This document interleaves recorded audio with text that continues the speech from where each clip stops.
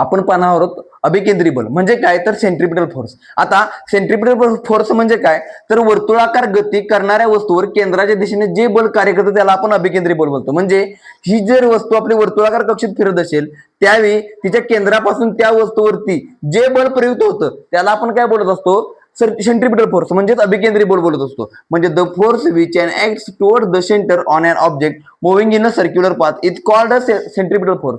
म्हणजे वर्तुळाकार कक्षेत परिभ्रमण करणाऱ्या वस्तूवरती केंद्राच्या दिशेने जे बल लागतं त्याला आपण काय बोलतो अभिकेंद्री बल. आता अभिकेंद्री बलाची उदाहरणं पाहायचं म्हटलं तर कोणती तर दगडाला रस्सीने बांधून फिरवणे किंवा एखादं पाण्याचं बकेट असेल त्याला आपण फिरवणे. म्हणजे बघा ज्यावेळी आपण दगडाला दोरीने बांधून फिरवतो त्यावेळी त्या दगडावरती केंद्राच्या दिशेने एक बल प्रयुक्त असतं त्या बलाला आपण अभिकेंद्री बल बोलतो.